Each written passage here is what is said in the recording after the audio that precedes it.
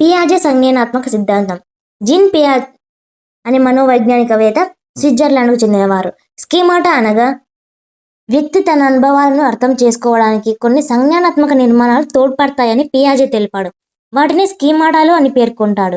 Schemata అంటే వ్యక్తి సంఘటిత ప్రవర్తన నమూనాలకు కారణమైన సంజ్ఞానాత్మక నిర్మాణాలు.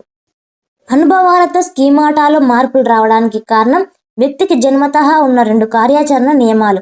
అవి వ్యవస్థీకరణ, అనుకూలత. వ్యవస్థీకరణ అంటే మనోవైజ్ఞానిక నిర్మాణాలను ఇంకా ఎక్కువ సంక్లిష్ట వ్యవస్థలుగా సమన్వయపరిచే సిద్ధాంతం. అనుకూలతలో మళ్ళా 2 ప్రక్రియలు ఉంటాయి: సాంశీకరణ, అనుగుణ్యం. సాంశీకరణ, అనుగుణ్యంకి ఖచ్చితంగా డిఫరెన్స్ గుర్తుపెట్టుకోండి. వీటి నుంచి ఒక బిట్టు వస్తుంది.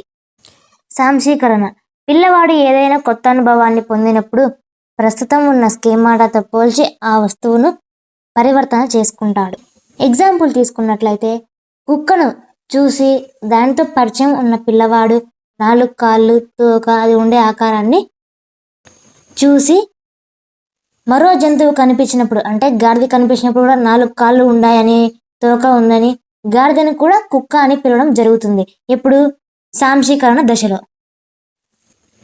అనుగుణ్యం అంటే పరిసరాల డిమాండ్లను మనం సర్దుబాటు చేసుకోవడం.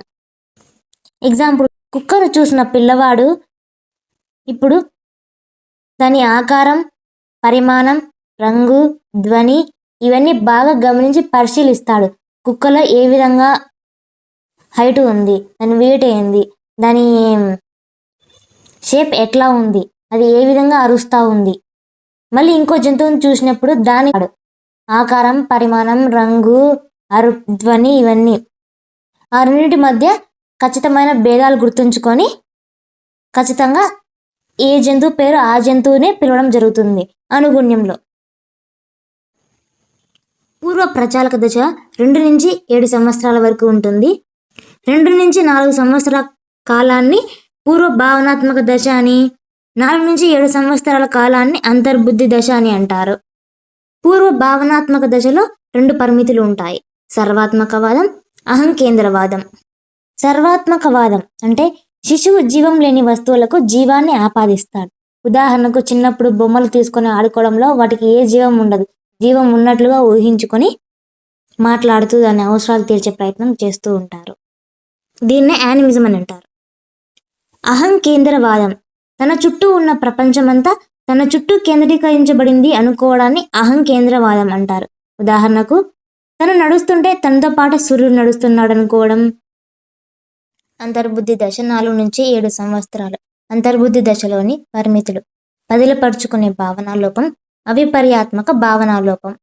పదిలపరుచుకునే భావనాలోపం అంటే వస్తువుకు బాహ్యంగా మార్పులు చేసినప్పటికీ దానికి సంబంధించిన కొన్ని లక్షణాలు అలాగే ఉంటాయి, పదిలపరుచుకుని ఉంటాయి అనే భావాన్ని పొంది ఉండకపోవడాన్ని. సన్న గ్లాసులోని నీరు వెడల్పు పాత్రలో వేసినప్పుడు 2 ఒకే పరిమాణంలో ఉన్నా కూడా సన్నని గ్లాసులోనే ఎక్కువ నీళ్లు ఉన్నాయని చెప్పడం. ఒకే విశేషకంపై ఆలోచనను కేంద్రీకరించడం. అవిపర్యాత్మక భావనాలోపం అంటే ప్రతి తార్కిక ప్రచలనం తిరిగి చేయవచ్చు అనే భావన ఉండకపోవడం. ఉదాహరణకు, ఒకే పరిమాణం ఆకారంలో ఉన్న 2 మట్టి గోళాలను తీసుకొని ఒకదాని ఆకారాన్ని మార్చినప్పటికీ మళ్ళీ దానిని తిరిగి చేయవచ్చు, అంటే మొదట చేసిన ఆకారానికి తిరిగి తీసుకురావచ్చు అని గుర్తించలేడు. ఇక్కడ జరిగే దోషం ఏమిటంటే మార్పులు జరిగినప్పుడు జరిగే పరివర్తనలపై దృష్టి కేంద్రీకరించలేకపోవడం. అంతర్బుద్ధి దశ ఏకపరిమితి దశలో ఆలోచిస్తారు. 3 + 6 = 9 అయినప్పుడు 9 - 6 ఎంత అంటే చెప్పలేరు. 3 ఎంత కలిపితే 9 వస్తుంది అంటే చెప్పలేరు. మూర్త ప్రచాలక దశ. ఈ దశ 7 నుంచి 11 సంవత్సరాల వరకు ఉంటుంది. కొన్ని పుస్తకాలలో 7 నుంచి 12 సంవత్సరాలు కూడా ఇవ్వడం జరిగింది.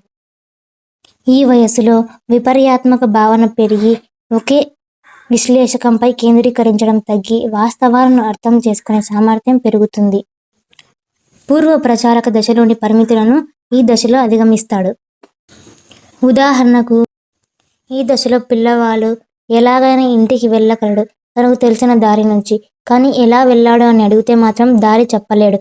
దీనికి కారణం కొంతవరకు భౌతికంగా గుర్తులు లేకపోవడం, తనకు చాలా వరకు స్మృతి సామర్థ్యం ఇంకా పూర్తిగా స్థాయికి పెరగకపోవటం.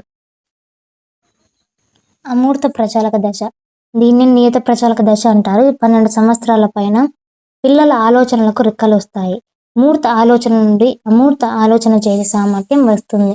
పిల్లల్లో బహుళ స్థాయిలో వర్గీకరణలు, బహుళ కార్యసాధక సంబంధాలు, సాధారణీకరణ శక్తి లాంటి బౌద్ధిక సామర్థ్యాలు అభివృద్ధి చెందుతాయి ఈ దశలో.